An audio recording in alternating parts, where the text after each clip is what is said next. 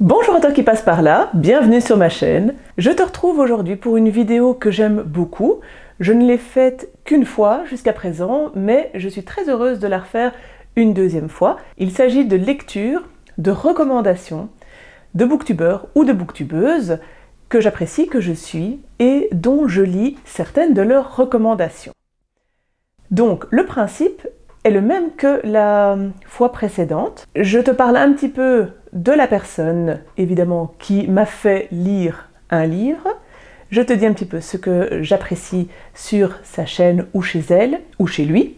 Et puis, je vais te présenter le livre et te dire, voilà, te donner mon avis comme je peux le faire habituellement. J'espère que ce format te plaira parce que j'aime beaucoup parler des personnes qui sont passionnées de lecture, qui nous en parlent super bien et qui nous donnent évidemment envie de lire ce qu'ils recommandent.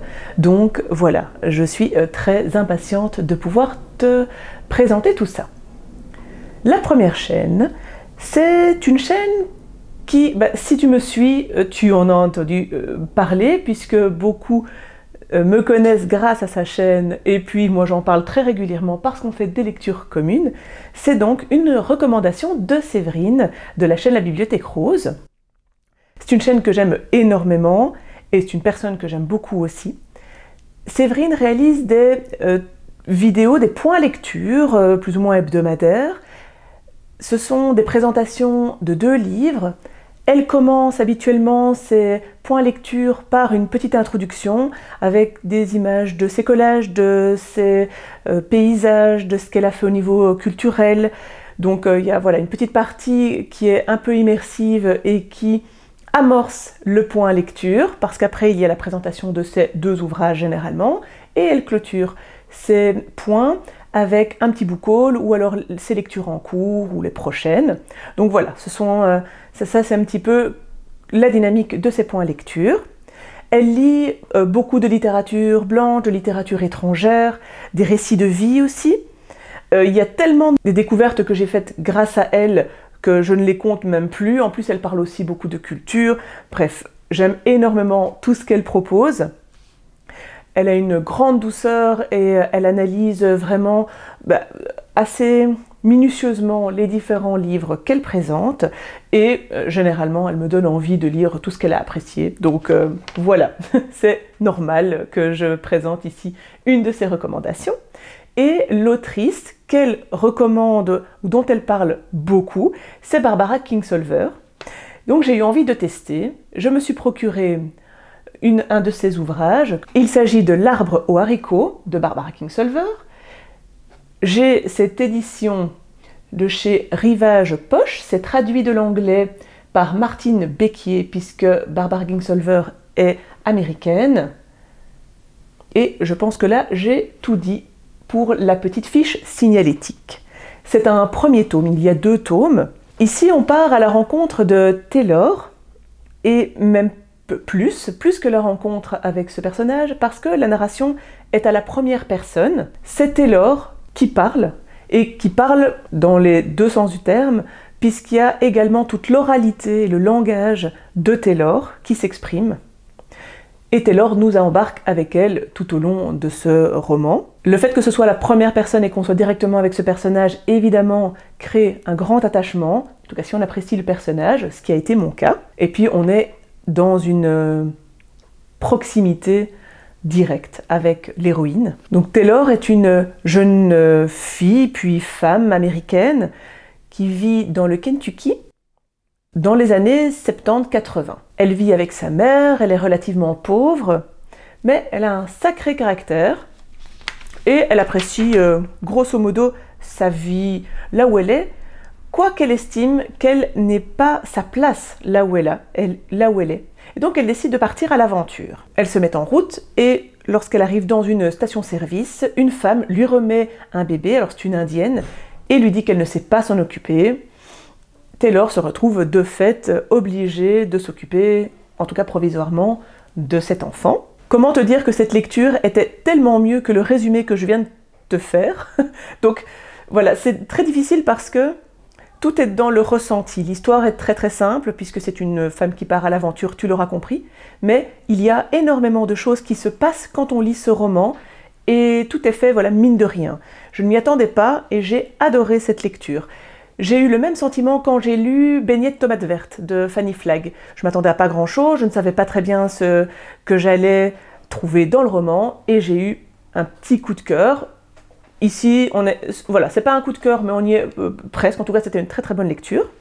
Parce que l'autrice parvient à nous dresser un portrait d'une femme forte, qui est positive, qui est débrouillarde, qui dit ce qu'elle pense, qui aide les autres, qui est lucide, qui se remet en question, qui est très libre-exaministe, en quelque sorte, dans un contexte social des États-Unis, avec tout ce côté, donc, les travailleurs, les Indiens aussi, les adoptions. Tout est bien dépeint.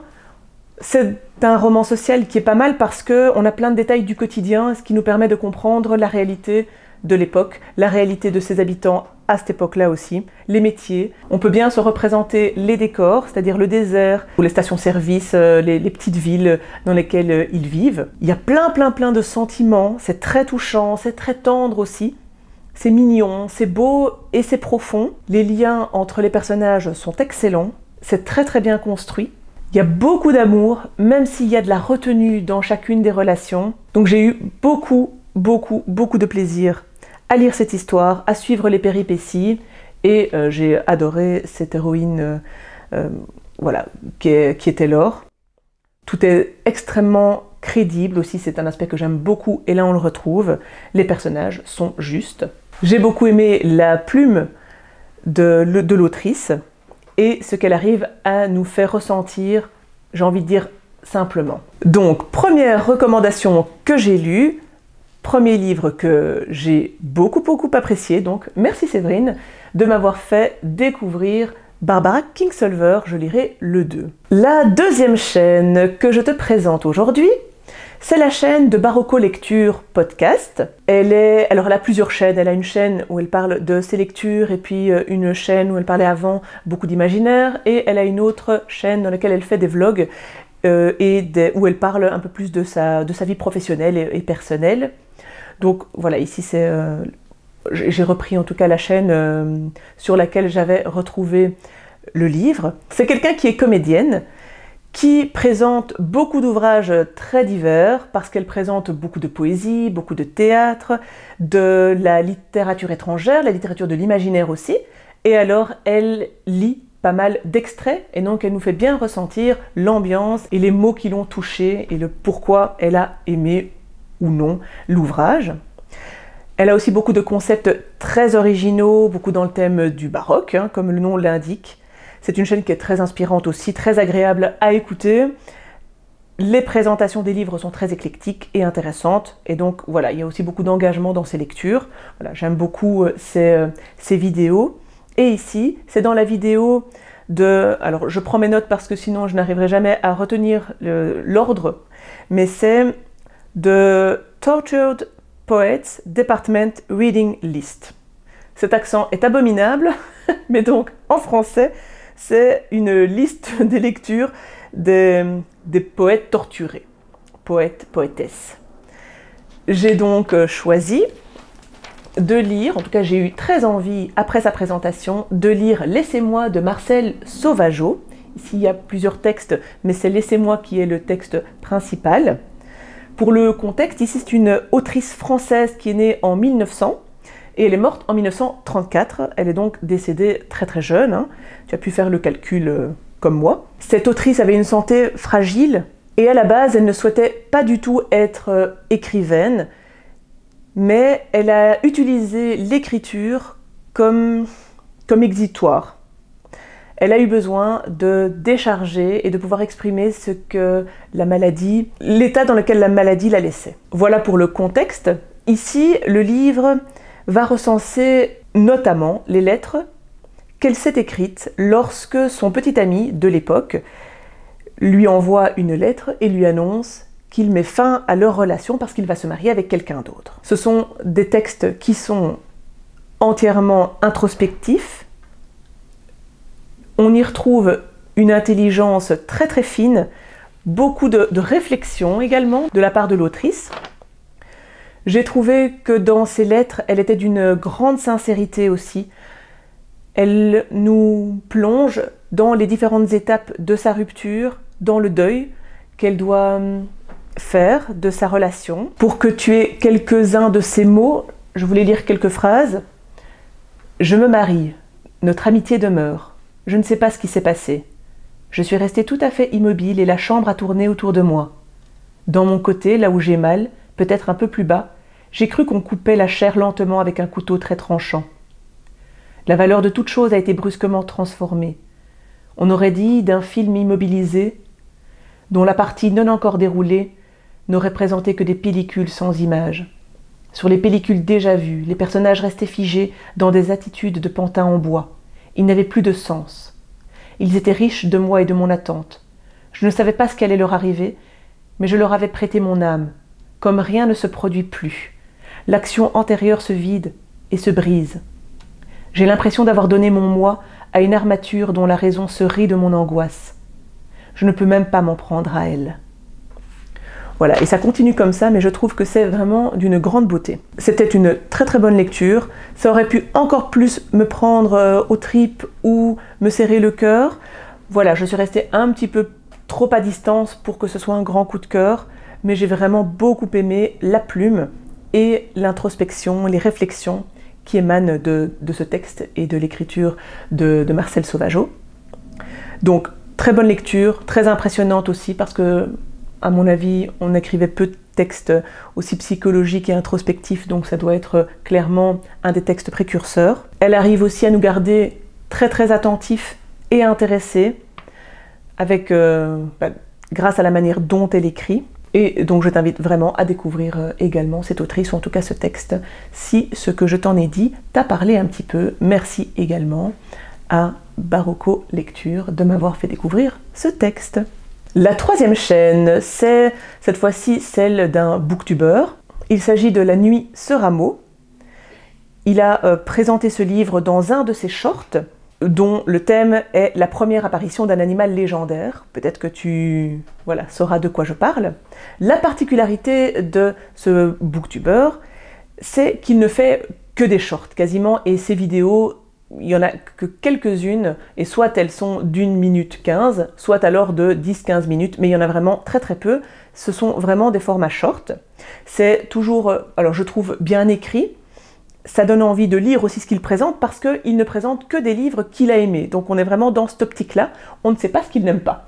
En tout cas, ce qu'il aime donne envie clairement de les lire. Ses lectures sont très variées aussi. Je pense que là, il va dans tous les genres, dans tous les styles.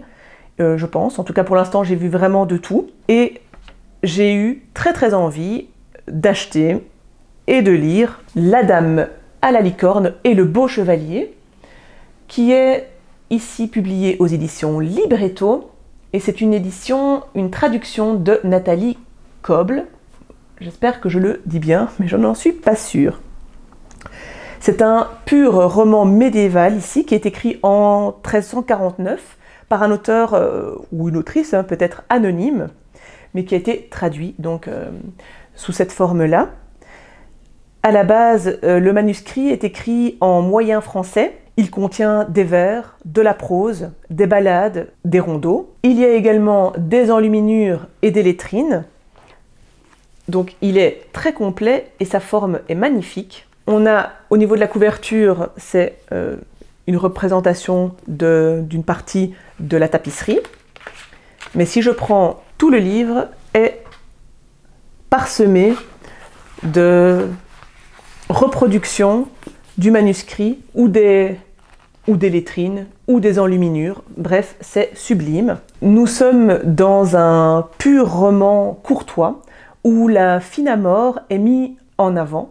Donc on y retrouve tous les codes de la chevalerie, les tournois, les batailles, l'honneur, la défense de la veuve et de l'orphelin, la question de l'amour, l'amour pur entre une dame qui est pure, blanche, symbole également de la licorne, avec un chevalier qui est beau, qui est fort, qui est preux, qui est imbattable. On est dans un cliché, mais ce sont des clichés qui sont agréables et qui font du bien. Il ne faut pas se le cacher. En tout cas, moi, ça m'a fait du bien et j'ai beaucoup aimé cette lecture aussi. Je Je ne suis pas vendue, mais pour l'instant, en tout cas, ce sont de très très belles pioches que j'ai faites grâce à ces recommandations. En tout cas, je les ai choisies habilement. Mais c'est également quelque chose que j'ai beaucoup aimé, que j'ai envie de te faire découvrir en prenant un petit passage en prose. Il me faut à présent raconter en détail la douce vie que menait la dame, partie s'installer dans une contrée lointaine. Je veux bien entendu parler de la dame dont s'était épris le chevalier qui criait cornemuse. Où qu'elle se rendit, tout le monde s'exclamait. C'est elle, la fleur la plus noble des dames. À la servir, on ne peut pas être perdant. Une rumeur se répandait partout. Elle était si douce et si belle, en tout point si parfaite, que Jésus avait fait pour elle un miracle. Je vais vous le révéler. Bon, je ne vais pas continuer ici, mais c'est pour que tu aies un petit peu les sonorités, puisque c'est évidemment très bien écrit, en tout cas ici aussi très bien traduit. Je t'ai lu un petit extrait en prose. Ici, je voulais te proposer aussi un passage en vers. « Ma douce dame, je ne peux pas vous regarder dans les yeux, car un amour vrai me déchire. Jamais je n'ai osé le dire. J'avais trop peur d'être éconduit, mais madame, je n'ai aucun doute. Depuis longtemps, mon âme est toute entière portée par l'amour de vous, tout en douceur sans amertume. De longues heures j'ai observé, votre grâce j'ai admiré, votre remarquable attitude, et c'est pourquoi je n'y tiens plus. Il me faut déclarer ma flamme, car mes sentiments envers vous ne sont faits que de loyauté. Ma douce dame adorée, ne jugez pas les apparences qui trahissent mon inexpérience. Je vous en prie, permettez-moi de devenir votre servant. Quelle que soit la situation, dès lors qu'il y sera question d'honneur, peu importe le lieu, toujours je ferai de mon mieux. » Bon, moi j'ai adoré, j'avais envie de tout relire dès que j'avais lu, et donc je me suis vraiment laissée porter par cette lecture, qui, peut-être que tu l'auras constaté par toi-même, est super fluide, que ce soit en vers ou en prose, c'est super plaisant. Et tout du long, il y a plein d'aventures, c'est super épique. Comme je le disais, il y a de belles illustrations, donc ça ne gâche rien. Il y a un grand confort de lecture aussi dans cette édition. C'est un peu caricatural au niveau des personnages et en même temps, ce sont des caractères, des personnalités qui symbolisent d'autres choses. Et donc voilà, si on le prend comme ça, honnêtement, ça passe crème. C'est merveilleux, dans le sens, il y a des éléments du merveilleux. C'est très dépaysant aussi. On est dans l'idéal de l'amour, l'idéal de l'homme, l'idéal de la femme, de l'époque évidemment, puisque ça a changé, et quand on se laisse porter, ben c'est beau.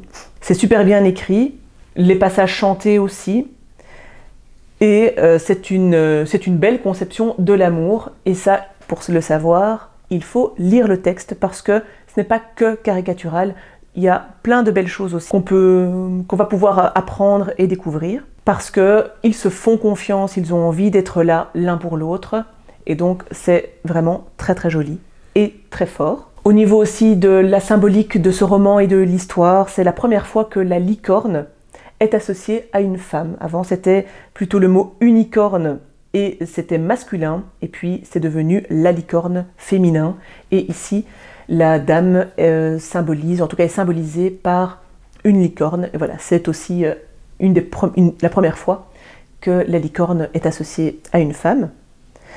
Voilà, je pense que là j'ai dit presque tout ce que je voulais dire. Je pense que ça va devenir mon roman médiéval courtois préféré, parce que j'avais beaucoup aimé Nicolette et Aucassin, mais là, la dame à la licorne a surpassé Nicolette et Aucassin. Désolée, mais ici, j'ai adoré. Comme à chaque fois, de toute façon, je te laisse juge pour voir si certains éléments t'ont donné envie de le découvrir. Je te parle à présent d'une quatrième chaîne, qui est la chaîne Des livres et nous. C'est une chaîne qui m'impressionne énormément, de par ses éruditions, les recherches qui sont faites, les analyses autour des œuvres aussi, c'est toujours super intéressant, très éclectique. Bref, c'est à écouter. Moi, je l'aime énormément. Pour la petite histoire aussi, j'avais envie d'appeler ma chaîne Des livres et nous, mais j'ai trop tardé puisque finalement, le nom était déjà pris. Donc je m'en suis rendu compte et c'est comme ça que j'ai changé ce que je voulais. J'ai changé mon fusil d'épaule et donc j'ai basculé en je peux pas, j'ai littéculture. Voilà, c'est pour la petite anecdote, mais je trouvais ça marrant de le souligner. J'ai suivi une de ses recommandations parce que à plusieurs reprises, elle a mentionné cet auteur, notamment dans la vidéo sur Nathaniel Hawthorne, où elle m'a clairement incité à acheter et à lire enfin La Lettre écarlate, parce que j'en avais entendu parler, j'avais envie de le lire, je le repoussais, puis quand elle en a parlé, eh bien, clairement, ça m'a donné envie de passer le pas, et donc, quand je l'ai vu, je l'ai acheté, et je l'ai lu quelque temps après. C'est une histoire qui a été écrite en 1850. Là, je l'ai dans la collection d'œuvres classiques de la littérature américaine. L'histoire nous emmène dans le Nouveau Monde, où on apprend très vite qu'Esther a commis l'adultère et qu'elle doit s'exhiber pendant X temps sur la place publique, dans un premier temps avec le fruit de son péché, et puis une lettre A qu'elle doit broder, qu'elle a brodée en rouge sur son vêtement, lettre dont elle ne pourra plus se séparer. S'ensuit alors une plongée dans sa manière de vivre, avec sa honte, sa culpabilité, son abnégation aussi et sa résilience, qui sont assez surprenantes. Mais elle n'a pas été seule à commettre cet adultère. Alors qui est l'autre et comment vit-il aussi cette situation? C'est un roman qui est très psychologique, en tout cas moi j'ai trouvé, parce que axé sur la psyché des personnages principaux. Et j'ai trouvé que c'était analysé très finement pour le coup, et baigné en même temps dans cette période très religieuse, très culpabilisante par rapport au péché. On y parle aussi des comportements des autres habitants, et tout ça, en tout cas ces comportements et les relations entre les habitants et Esther, créent une ambiance mesquine, une ambiance de crainte envers les autres, une crainte de recevoir des châtiments. J'ai aussi beaucoup apprécié cette lecture, c'était aussi un très bon choix. Je remercie aussi, si j'oublie, évidemment que je remercie toutes les personnes qui m'ont permise de découvrir autre chose.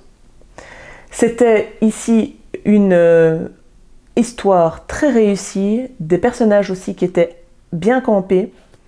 C'est très bien écrit, mais ça reste très limpide. Il y a de belles tournures, un vocabulaire super riche, donc vraiment c'est très agréable à la lecture. Je vais à nouveau te lire un passage. Le plus âgé des deux ministres adressa alors à la foule un sermon sur le péché, avec de continuelles références à la lettre d'ignominie.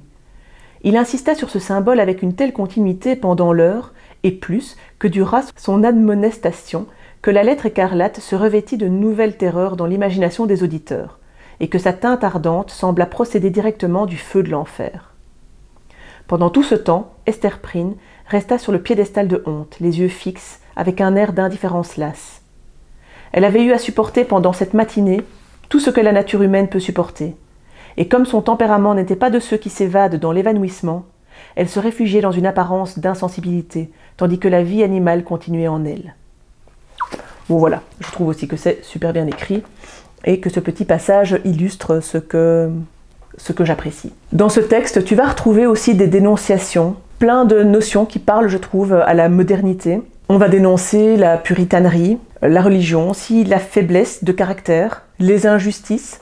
Puis j'ai trouvé aussi que c'était une ode à la femme, finalement. Pour l'époque, c'est assez chouette. En tout cas, moi, c'est ce que j'ai ressenti.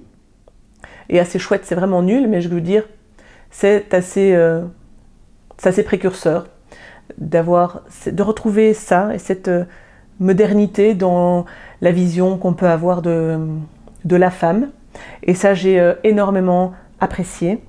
Et puis, je trouve qu'une grande force du livre, en plus de l'écriture, c'est son héroïne. À nouveau, on retrouve quelqu'un de très fort, une grande force de caractère et quelqu'un qui arrive à nous toucher. Et enfin, le dénouement m'a bien plu, donc voilà, ce n'est pas pour me déplaire quand on clôture également sur une bonne note. Bref, il y avait tout. Que demande le peuple? Pas grand-chose de plus. Et je termine avec, à nouveau, une excellente lecture, et ça c'est ma meilleure lecture même des 5 livres que je te propose aujourd'hui. C'est, je crois, le meilleur topo lecture à ce jour, en tout cas. C'est la première fois que les 5 livres m'ont ravi et m'ont plu à ce point. Les 5 ont eu d'excellentes notes dans le sens où j'ai eu beaucoup de plaisir avec chacun des livres. Ce dernier livre, je l'ai lu grâce à la recommandation d'Oriane de la chaîne Misère Pourpre qui m'a clairement incité à sortir ce livre. J'aime la personnalité qui se dégage d'Oriane, en tout cas au travers de ses vidéos. J'adore ses avis, ses choix lecture aussi. J'aime beaucoup le fait que c'est très éclectique, donc c'est souvent quelque chose qui revient, mais c'est quelque chose que j'aime bien parce que mes lectures sont aussi éclectiques et donc j'aime bien quand les chaînes que je suis me proposent aussi autre chose, me font sortir de ma zone de confort, même si j'aime certaines chaînes spécialisées. Là en tout cas, j'aime son éclectisme.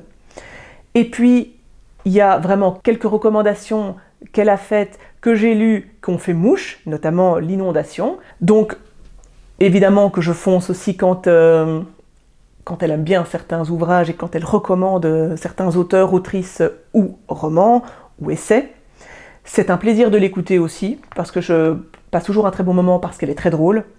Bref, allez-y aussi, hein, si tu ne la connais pas, mais toutes ces chaînes, à chaque fois, évidemment, si tu ne les connais pas encore, ce qui m'étonnerait, fonce, évidemment, à leur rencontre. Donc, ce qu'elle m'a fait sortir de ma palle, parce que ça aurait pu rester peut-être longtemps, c'est Ainsi soit-elle de Benoît de Groult aux éditions du Livre de Poche. Et oh, quelle excellente lecture, j'ai adoré, adoré, adoré. Je termine avec un essai. C'est un classique du féminisme. Benoît de Groult ici nous illustre, nous met en lumière l'oppression du patriarcat sur les femmes, les traitements injustes qui sont faits aux femmes, les volontés conscientes de tout temps de ne pas éduquer les femmes, de leur accorder moins de droits que tous les autres, de rabaisser les femmes. Alors évidemment, ça dénonce, ça fait froid dans le dos parfois, parce que certaines de ces dénonciations touchent aux maltraitances physiques et psychologiques faites aux femmes. Ces maltraitances peuvent être faites pour qu'elles correspondent à l'idéal de beauté des hommes, qu'elles restent à leur place, qu'elles ne se révoltent pas, qu'elles n'aient pas de liberté sexuelle. Évidemment, il y a quantité d'éléments clairement à vomir, et beaucoup qui restent encore d'actualité, donc c'est vraiment atroce. Mais Benoît de Groult, et c'est ce que j'ai trouvé exceptionnel, c'est qu'elle dénonce qui de droit, elle reprend des faits, elle est acerbe, piquante, mais toujours juste. Et ça, j'ai trouvé brillantissime. En outre, elle appelle à la sororité des femmes. C'est un message qui est ultra positif. Elle ne met pas tout le monde dans le même sac, elle ne crie pas à la mort aux hommes, pas du tout. Elle crie en tout cas à la sororité, elle appelle les femmes à être solidaires et à se battre, elle dénonce ce qui est fait aux femmes, majoritairement commis par des hommes, mais c'est l'humanité avec un grand H, en tout cas. Elle appelle aussi les hommes, avec un petit H, à se renseigner sur tout ça et à comprendre ce qui est fait, ce qui a été fait et ce qui ne doit plus l'être. Elle essaye de faire en sorte que les hommes et les femmes puissent être eux-mêmes et qu'ils puissent vivre ensemble. C'est donc un message ultra positif. Alors j'ai un message, il y a plein de messages. Honnêtement, on en a à l'appel. Ce que j'aime, c'est qu'elle ne veut pas dénigrer, humilier ou diminuer ni l'un, ni l'une des parties, ni l'autre. Et moi, c'est un message qui me parle énormément et qui est très proche de ce en quoi je crois. Donc cet essai, pour moi, est une mine d'informations parce qu'elle documente tout. C'est très factuel, on ne peut pas se dire que c'est subjectif. C'est extrêmement révoltant, mais comme je le disais, sans que les hommes ne soient rejetés de manière générale. Donc on ne grince pas des dents en lisant ça. J'ai adoré. Elle exhorte les femmes à lutter parce que c'est pas fini. J'ai plein de passages, je pourrais tout te lire, je pourrais te donner la table des matières, je pourrais lire toutes les fins de chapitres tellement il y a de choses génialissimes dans cette œuvre. Rien que avant même la préface, elle nous dit « C'est pourquoi il n'est jamais trop tard pour lire un livre féministe, ni trop tôt, ils n'ont hélas pas pris une ride depuis 25 ans. » Constat assez malheureux, mais vrai. C'est en lisant ces affreux livres féministes qui sont parfois si émouvants que les femmes se découvriront enfin solidaires, non pas d'un groupe ou d'une classe sociale, mais de la moitié de l'humanité. Car l'histoire n'est plus tout à fait la même depuis que les hommes ne sont plus les seuls à s'en rendre compte. L'histoire du féminisme notamment avait toujours été écrite par des hommes. Mais rien ne changera profondément aussi longtemps que ce sont les femmes elles-mêmes qui fourniront aux hommes des troupes d'appoint, aussi longtemps qu'elles seront leurs propres ennemis. Nous ne ferons peut-être pas mieux. Si nous avons le courage d'être nous-mêmes, nous ferons peut-être autre chose. Tout est dans peut-être. Il faut que les femmes crient aujourd'hui, et que les autres femmes et les hommes aient envie d'entendre ce cri, qui n'est pas un cri de haine, à peine un cri de colère, car alors ils devraient se retourner aussi contre elles-mêmes, mais un cri de vie, comme celui du nouveau-né, dans lequel on ne peut s'empêcher d'enclore, à chaque fois, un nouvel espoir. Alors il est évident qu'avec ces phrases-là, bon, je spoil un peu, en même temps c'est un essai, mais je me dis que au moins les idées sont dites et propagées. Et puis finalement, ce qui est intéressant, c'est de voir comment est-ce qu'il y arrive et tout ce qu'elle illustre et tout ce qu'elle présente dans son ouvrage. Donc je ne spoil pas tant que ça. Donc tu l'as compris évidemment, hein, j'ai adoré ce texte, tellement moderne, fondateur, essentiel, engageant. C'est une base pour moi claire et nette. En plus, il se lit super bien, tout en restant, je trouve, incroyablement bien écrit. Les vaisseaux du cœur étaient très très bons, mais là, moi, je trouve que c'est encore meilleur et j'ai vraiment trouvé ça excellent à lire, à relire, et je suis comblée de l'avoir enfin lu.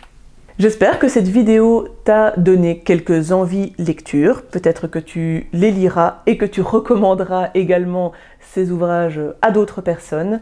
En tout cas, moi j'ai beaucoup aimé pouvoir te présenter ces personnes que j'adore suivre. Je les remercie encore parce que, en plus, ce sont d'excellentes recommandations. Je te dis à tout bientôt, j'espère en commentaire. Si jamais tu as d'autres recommandations en lien avec ce que je t'ai présenté, tu n'hésites pas. Si tu as envie de me suivre sur Instagram, je suis aussi présente là-bas. Et un petit peu plus à jour aussi avec les lectures que je présente. Et puis sinon, je te souhaite de très très belles lectures, que le plaisir de lire soit avec toi.